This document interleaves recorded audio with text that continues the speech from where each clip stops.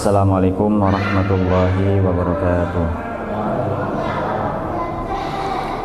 Bismillahi masyaallah la yasukul khaira ilallah. Bismillahi masyaallah la yasukul su'a ilallah. Bismillahi masyaallah ma kana min ni'matin fa minallah. Bismillahi masyaallah la haula wa la quwata illa billahil aliyil azim. Ma'asyiral hadirin jamaah Masjid Al-Iqbal rahimakumullah. Ini kayaknya tinggi banget ya Pak. Naik di sini tuh kayak naik kursi kehormatan. Lebih nyaman pakai meja biasa. Mohon maaf ya, saya berada di atas. Sebenarnya belum pantas. Ini imtithalul awamir dari takmir untuk mengisi salah satu kajian di menjelang berbuka. Untuk materi yang ingin kami sampaikan yaitu tentang tafsir dalam kitab tafsir Al-Wajiz atau Mujaz. Tafsir Al-Wajiz adalah disusun oleh Dr. Wahbah Az-Zuhaili, Syekh Wahbah Az-Zuhaili. Kalau Bapak Ibu search di googling di internet, nanti langsung muncul siapa itu Wahbah Az-Zuhaili. Wahbah Az-Zuhaili itu beliau punya seorang penulis, seorang dosen, guru besar di salah satu universitas di Suriah. Bahkan dikatakan oleh sebagian ulama Al-Azhar, kalau seandainya zaman sekarang itu masih ada mujtahid sekelas Imam Syafi'i, Imam Hambali, Imam Malik, Imam Abu Hanifah, maka abad sekarang yang pantas menjadi seorang mujtahid adalah adalah Syekh Wahbah Az-Zuhaili. Kenapa kok bisa populer itu, bisa secerdas itu Imam Wahbah Az-Zuhaili, Syekh Wahbah Az-Zuhaili? Karena beliau karyanya sangat banyak dan sangat cerdas. Kalau Bapak Ibu kenal Ustadz Adi Hidayat, pasti tahu semuanya Pak. Ustadz Adi Hidayat atau Ustadz Abdul Somad atau Ustadz Firanda atau Ustadz siapa saja pokoknya. Beliau adalah ulama yang cerdas. Ketika beliau berceramah, berbicara depan podium, seketika itu akal mereka seperti komputer. Otak mereka seperti komputer, jadi set langsung di atas Pentium berapa Pak? Di atas Core i7, jadi cepet, nggak pakai loading. Jadi ketika bahkan bisa menyebutkan di mana letak ayat keberapa, halaman keberapa, cetakan apa, dan siapa pengarangnya. Jadi sangat tepat. Ketika kita koreksi ternyata tepat. Cetakan penerbit mana, halaman berapa, siapa pengarangnya, dan lembar keberapa. Itu luar biasanya. Nah, Syekh Wahbah Az-Zuhaili itu di atas mereka. Beliau itu punya salah satu kitab yang paling monumental, yang sangat besar, yaitu kitab tafsir. Konsen beliau itu sebenarnya fikih. Syekh Wahbah Az-Zuhaili konsen beliau di fikih. Karena seperti yang kita tahu, 4 madhab yang kita ketahui dari mulai Imam Abu Hanifah, kemudian Imam Malik, Imam Syafi'i, sama Imam Ahmad bin Hambal, dominasi mereka adalah keilmuan dalam bidang fikih.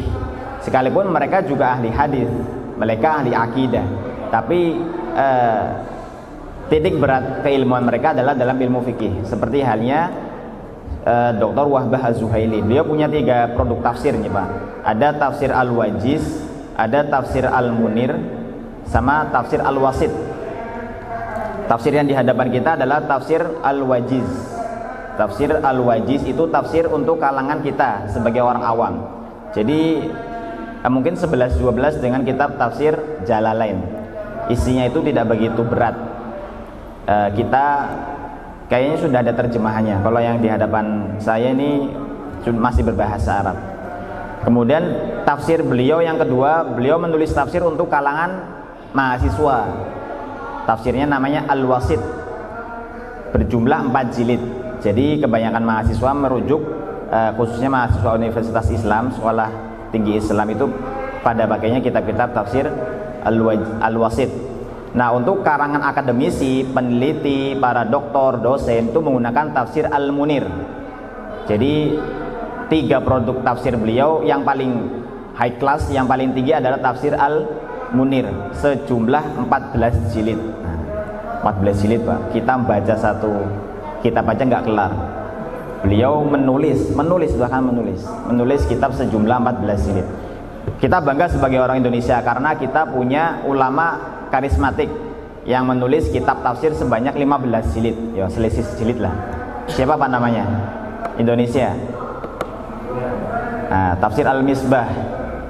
Tafsir Al-Misbah dikarang oleh siapa? Profesor Quraisy Shihab, mantan Menteri Agama. Tahunnya siapa Pak? Pada eranya siapa Menteri Agama Quraisy Shihab? Pada eranya siapa Pak? Ada yang tahu? Saya kayaknya belum lahir ya. Sinten? Pak Soeharto anjir, saya belum lahir. Katanya belum mantan menteri agama. Tapi bahkan orang tua saya pun belum nikah kayaknya. Alhasil Indonesia punya banyak kitab produk tafsir. Salah satunya yang paling fenomenal yang banyak dirujuk oleh para akademisi yaitu Tafsir Al-Misbah. Tapi berbahasa Indonesia karena pengarangnya adalah orang Indonesia. Tafsir kemudian yang hampir sejajar dengan beliau Quraisy Shihab yaitu Wahbah Az-Zuhaili, tafsir sebanyak 14 jilid berbahasa Arab. Jadi bisa dikatakan ini ringkasan. Tafsir yang ada di hadapan kita adalah ringkasan dari tafsir yang 14 jilid dan tafsir yang 4 jilid. Jadi diringkas menjadi 1 jilid. Pada pembahasan kali ini kita akan sedikit masuk pada, karena ini cuma 4 pertemuan ya Pak, satu Ramadan ini jatah dari para asatid 1 pekan 1 kali. Jadi cukup berat juga untuk membahas tafsir karena pembahasan tafsir itu sifatnya gradual, runtut. Jadi nggak mungkin 1-2 pertemuan.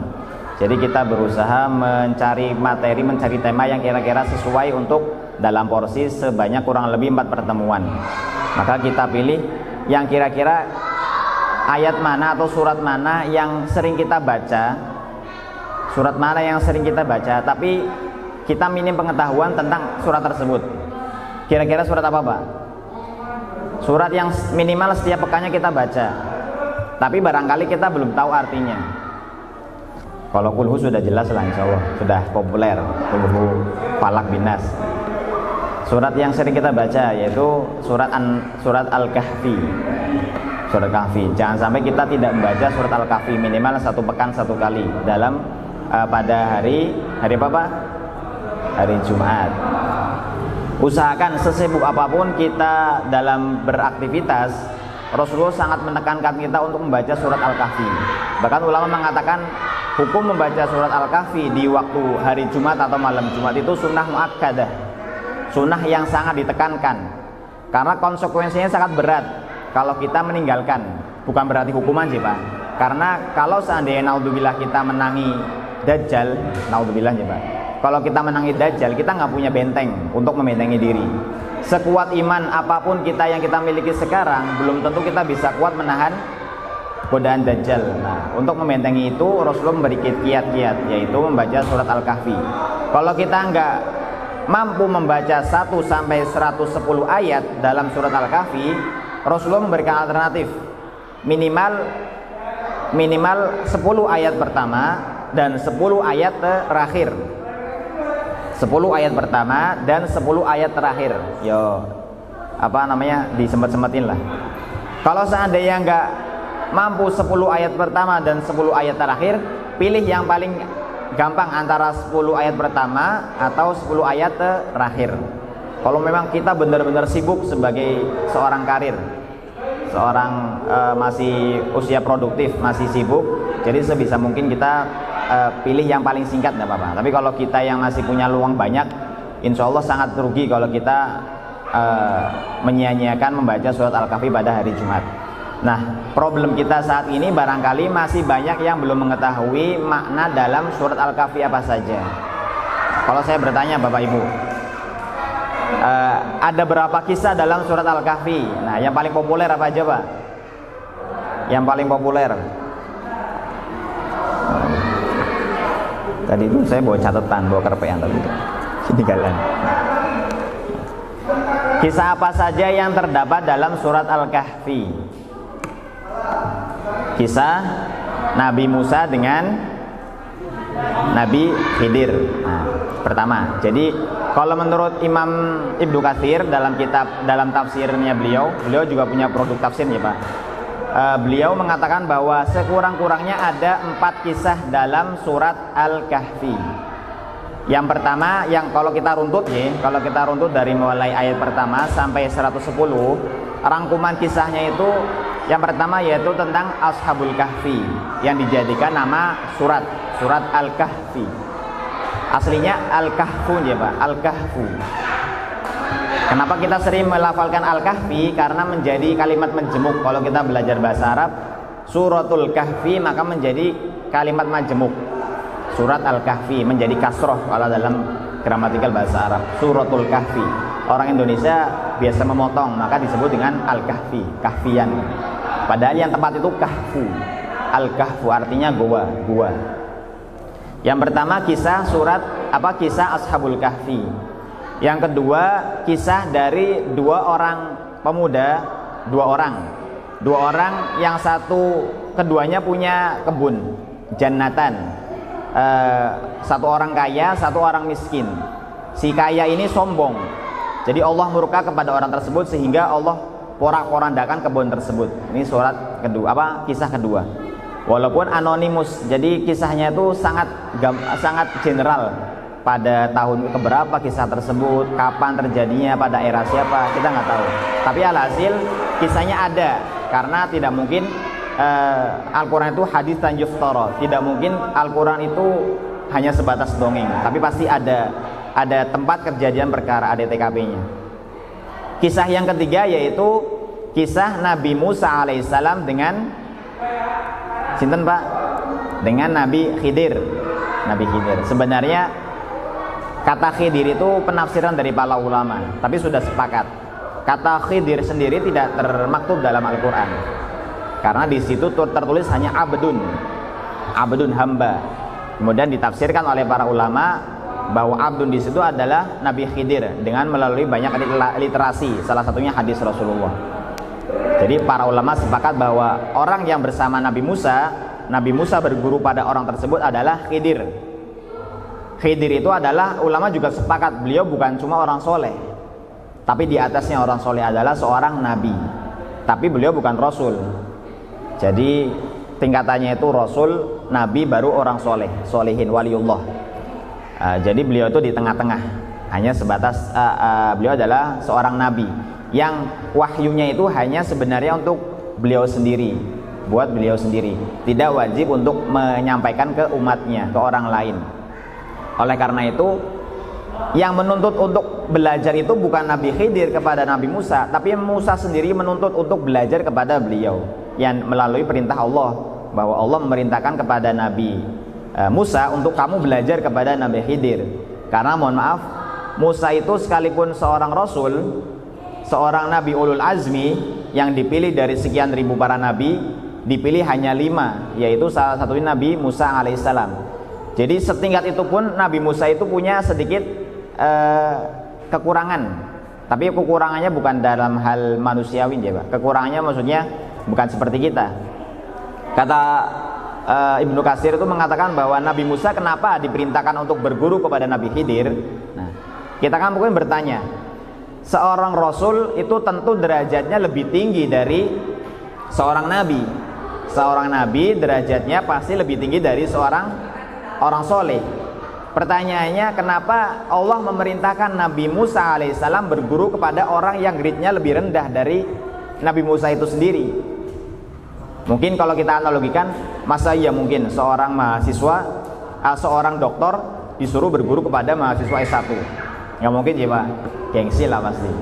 Nggak mungkin seorang S2 belajar kepada mahasiswa atau bahkan anak SMA, nggak mungkin. Tapi karena kepatuhan Nabi Musa alaihissalam kepada Allah, maka apapun perintahnya tetap diiyakan oleh Nabi Musa, sekalipun kepada orang yang grade-nya lebih satu strata di bawah Nabi Musa. Kenapa Nabi Musa sampai diperintahkan untuk belajar kepada Nabi Khidir? Ya, ini rahasianya. Nabi Musa tidak memiliki keilmuan, Nabi Khidir memiliki keilmuan, memiliki kelebihan yang tidak dimiliki oleh Nabi Musa. Saya ulangi, Nabi Khidir itu punya kelebihan yang tidak dimiliki oleh Nabi Musa, sekalipun Nabi Musa adalah seorang rasul. Apa kelebihan Nabi Khidir dibanding Nabi Musa? Nabi Khidir itu orangnya tidak mudah tergesa-gesa. tidak mudah tergesa-gesa, dan lidahnya beliau fasih.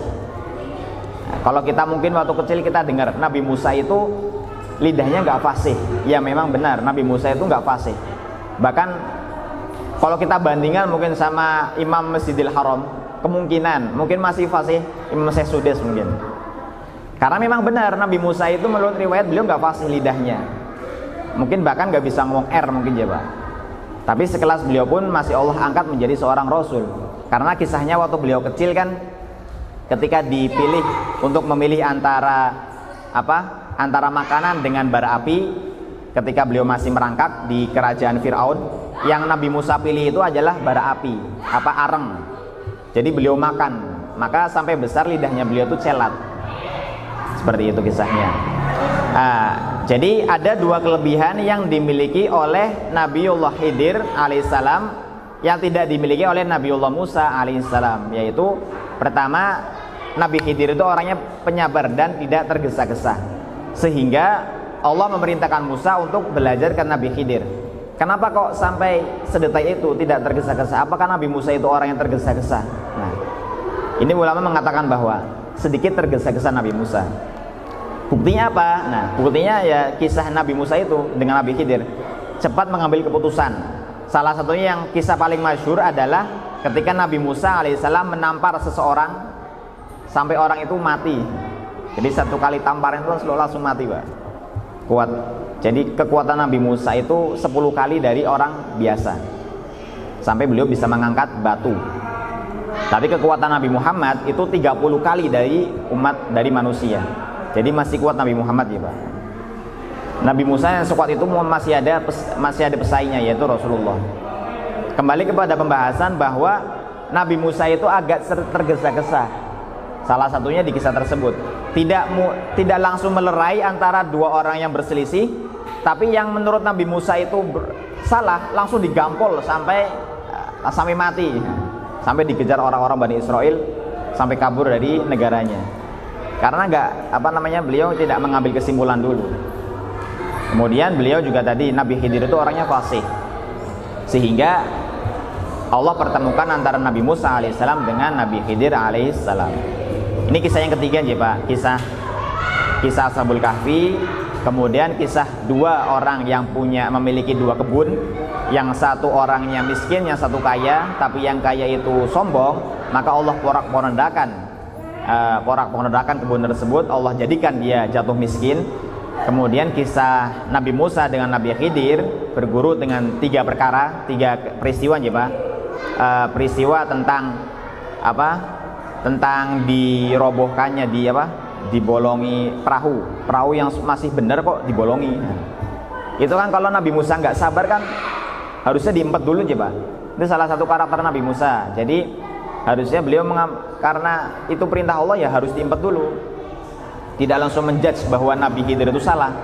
Tapi pasti ada hikmah. Kenapa kok Nabi Khidir itu bolongi perahu?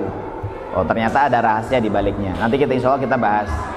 Kemudian kisah Nabi perjalanan selanjutnya yaitu ketika Nabi Musa berkunjung ke suatu wilayah. Kemudian ada bangunan yang hampir roboh. Kemudian membangun Nabi Khidir dengan Nabi Musa dengan tenaga mereka berdua. Tapi kata Nabi Musa, kenapa kamu tidak mengambil upah dari kerja kita? Itu sudah protes lagi.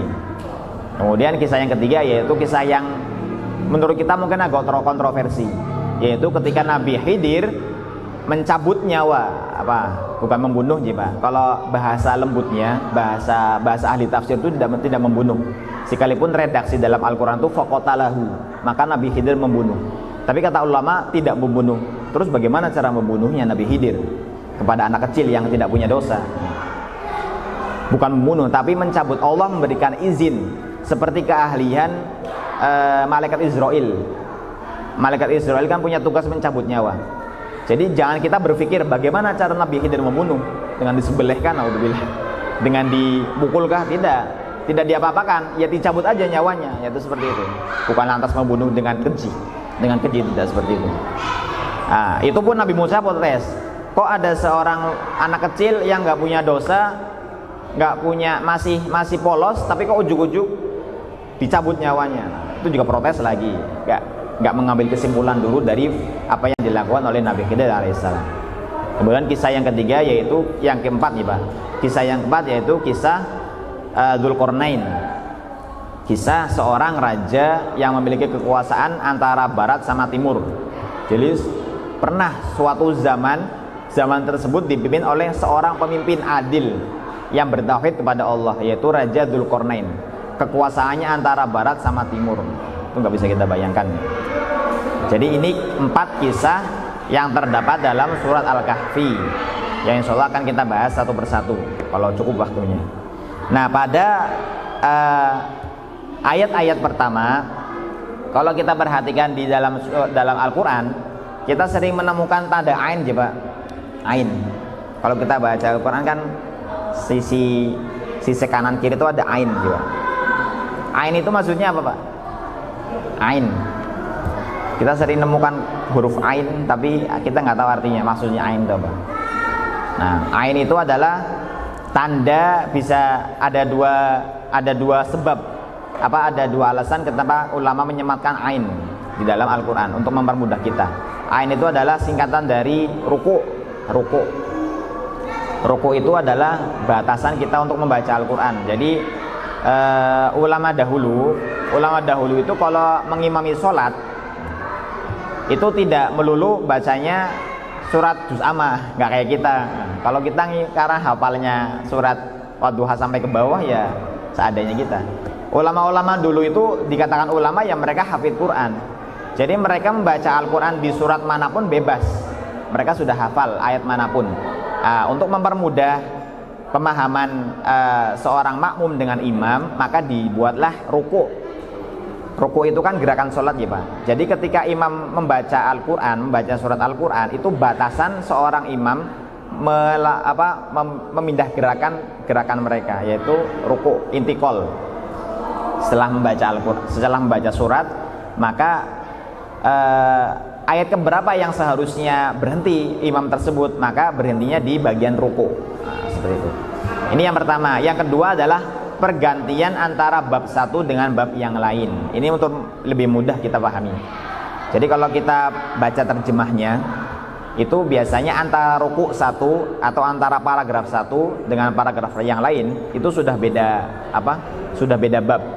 Misalnya kita kan tahu ya Pak, Al-Quran itu tidak seperti kitab Bible, tidak seperti perjanjian lama, tidak seperti perjanjian baru. Kalau kita baca kitab perjanjian lama atau perjanjian baru, itu kitabnya runtut banget, pembahasannya tuh runtut, jadi tematis. Jadi kisah Nabi Musa alaihissalam dari mulai lahir sampai beliau wafat, jadi kayak buku dongeng gitulah. Tapi kalau Al-Quran itu dahsyatnya, Al-Quran itu seperti puzzle. Di surat Al-Baqarah ada kisah Nabi Musa, di surat Al-Kahfi ada Nabi Musa, di surat yang lain ada kisah Nabi Musa. Jadi berserakan kisah-kisah nabi-nabi terdahulu. Jadi tidak terhimpun dalam satu surat, kecuali satu kisah, yaitu Nabi Yusuf.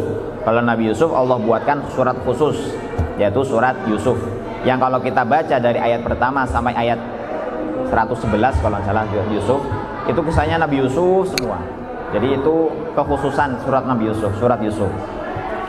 Nah, dalam surat Al-Kahfi ini sekurang-kurangnya, tadi kan kalau kisah itu ada 4 kisah.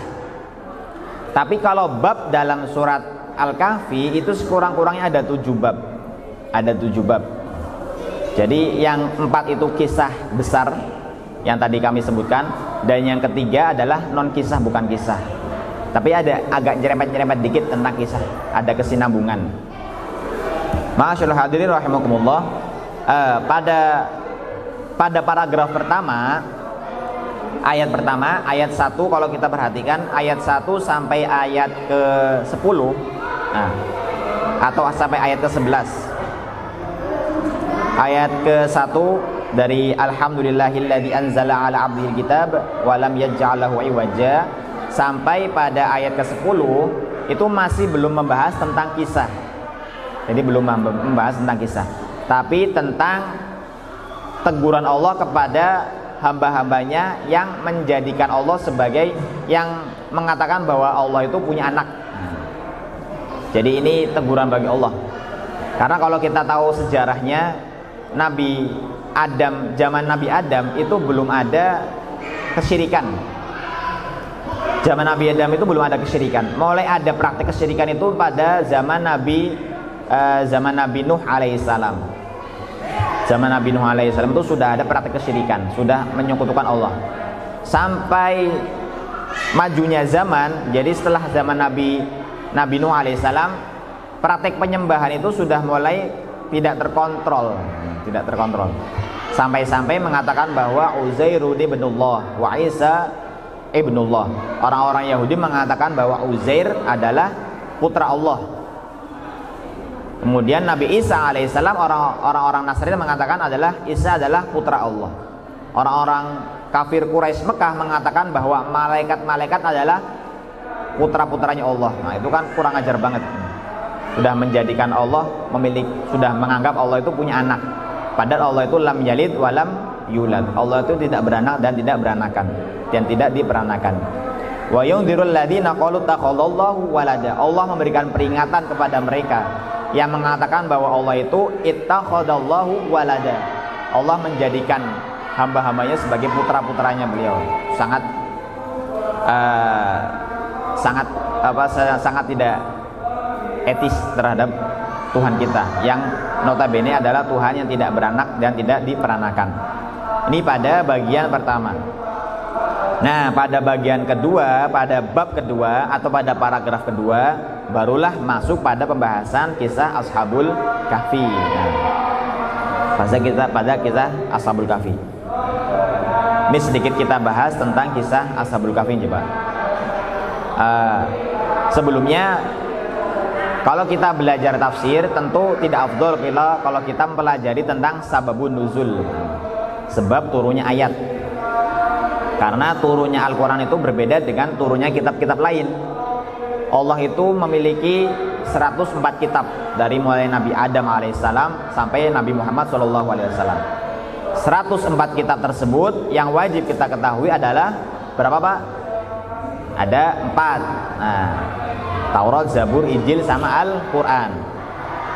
Dari seluruh kitab Allah, baik yang kita ketahui atau tidak kita ketahui, hanya Al-Quran saja yang turun secara berkala, secara, kalau bahasa ilmiahnya gradual, secara beruntut, tadrij kalau bahasa Arabnya, atau secara kontinu, jadi tidak blek langsung. Kalau kitab Taurat, kitab Zabur, termasuk kitab Injil, Allah turunkan secara spontan. Allah mengamanai kepada Nabi Isa alaihissalam Injil yang diterima oleh Nabi Isa. Injil berupa suhuf, berupa kitab, jadi langsung bisa dibaca. Seperti itu. Begitu pula kitab-kitab yang lain. Tapi kitab Al-Quran istimewa, tidak berupa kitab, tidak berupa lempengan atau tidak berupa apapun, tapi berupa hafalan yang berkala sesuai tempat kejadian perkara, sesuai TKP. Nah, salah satu yang memiliki sababun nuzul adalah surat Al-Kahfi. Karena ada sebagian ayat yang turun tanpa sebab, ada sebagian surat yang turun dengan sebab. Kalau kita membaca kisah-kisah Rasulullah, itu sangat banyak kisah-kisah Rasulullah mengalami, ketika ayat turun itu kan Rasulullah itu mengalami banyak kejadian. Kayak misalnya ketika Rasulullah menerima surat yang paling sedikit, surat Al-Kautsar misalnya, beliau tuh rasanya tuh kayak menerima beban yang sangat berat. Bahkan dikatakan seakan-akan itu gunung itu berada di tubuh beliau. Jadi sangat berat, bebannya itu sangat berat. Nah, seperti itu. Ada di antara sebagian surat dalam Al-Quran yang turun dengan sebab, ada yang turun dengan tanpa sebab. Nah, salah satu yang turun dengan sebab adalah surat Al-Kahfi. Sebab nuzulnya apa? Ini dikisahkan dalam kitab Ibnu Katsir dan tafsir At-Tabari, mengatakan bahwa salah satu yang perlu kita ketahui juga, surat Al-Kahfi ini turun di mana, Pak? Ini sebelum kita masuk ke sebab nuzul. Kan ada periode Mekah sampai periode Madinah, Pak. Rasulullah di Mekah selama 13 tahun. Berarti surat yang turun di Mekah disebut dengan surat Makkiyah, sebelum Rasulullah hijrah. Rasulullah berada di Madinah selama 10 tahun, sehingga surat yang turun di kota turun yang pasca Rasulullah hijrah, maka disebut dengan surat Madaniyah. Nah, surat Al-Kahfi ini masuk pada kategori mana, Pak? Madaniyah atau Makiyah? Nah, Makiyah. Surat yang turun ketika Rasulullah sebelum hijrah. Apa sebabnya? Sebabnya itu Allah ingin menghibur Nabi Muhammad SAW. Nabi juga bisa galau juga, nggak kayak kita toh. Nabi Rasul orang soleh juga bisa galau, bisa sedih. Nah, apalagi ketika Rasulullah diboikot, kan umat Islam di zaman Rasulullah ketika beliau masih di Mekah itu pernah diboikot selama 3 tahun. Tidak boleh bertransaksi dengan sesama umat orang-orang yang berada di Mekah, tidak boleh bahkan komunikasi pun tidak boleh. Jadi masa-masa genting seperti itu, 3 tahun masa boikot tersebut, Allah menghibur Nabi Muhammad SAW dengan salah satu surat. Jadi ada ulama menghimpun ayat-ayat hiburan atau surat-surat hiburan. Nah, surat-surat hiburan itu kebanyakan surat-surat yang mengandung kisah. Makanya ulama menganjurkan bagi kita, kalau kita lagi sedih, lagi sumpek, kita baca satu kisah aja di Al-Quran. Kisah apa aja? Kisah misalnya kita lagi sumpek, kita banyak masalah hidup, kita baca surat Yusuf. Karena Nabi Yusuf itu posisinya paling bawah ketika itu. Dari seorang budak dijadikan budak oleh orang yang memungut di dalam sumur sampai menjadi seorang raja. Ada nggak Pak kita pada titik terendah seperti itu? Titik terendah kita mungkin hanya paling minimal nggak bisa makan lah sehari. Itu pun mungkin jarang-jarang ada orang seperti itu. Orang miskin pun mungkin masih bisa makan, cari Jumat berkah misalnya masih bisa. Tapi Nabi Yusuf itu berhari-hari di sumur, sudah dipungut jadikan budak lagi. Budak itu kan strata paling rendah dari manusia. Tapi sekian puluh tahun ke depan Nabi Yusuf alaihissalam bisa menjadi seorang raja Mesir. Nah, ada nggak kita seperti itu? Jadi salah satu hikmah kenapa Allah Subhanahu Wa Taala menghibur Rasulullah dengan kisah adalah menjadikan Nabi Muhammad teguh hatinya. Jadi mulai sumpek, diboikot oleh orang-orang kafir Quraisy ketika itu, dinyahkan oleh orang-orang kafir, maka dihibur dengan berbagai macam kisah. Salah satunya kisah surat Al-Kahfi yang di dalamnya ada empat kisah besar. Nah, seperti itu. Juga salah satu keadaan ketika Rasulullah diboikot di Mekah adalah turunnya surat Yusuf juga. Surat Yusuf juga ketika turun Rasul dalam keadaan bersedih, maka dihibur dengan surat Yusuf. Alhasil banyak surat-surat yang turun spesial untuk menghibur hati Rasulullah. Salah satu metode Allah dengan cara menyampaikan ayat-ayat yang mengandung kisah di dalamnya untuk menghibur hati Rasulullah. Nah, bentar lagi ya Pak. 2 menit lagi. Ini singkatnya sebabun nuzulnya. Tapi kalau disebutkan sebabun nuzul kayaknya nggak cukup nanti. Insya Allah besok kita sambung lagi. Jadi kita rangkum pada pembahasan sore hari ini. Paling tidak kita tahu garis besar pokok kandungan dalam surat Al-Kahfi. Yang pertama mengandung 4 kisah. 4 kisah plus nanti tentang ketauhidan pada ayat-ayat pertama, ayat 1 sampai ayat ke-10, tentang meneguhkan hati iman kita terhadap Allah Subhanahu Wa Taala, mengatakan bahwa kita bersaksi bahwa Allah adalah Tuhan yang satu, tidak menjadikan Allah sebagai tidak mengatakan bahwa Allah itu memiliki anak atau tidak diberanakan. Nah, seperti itu. Wallahu a'lam bishawab. Semoga bermanfaat. Wallahu a'lam. Wallahu muwaffiq ila aqwamit thoriq. Wassalamualaikum warahmatullahi wabarakatuh.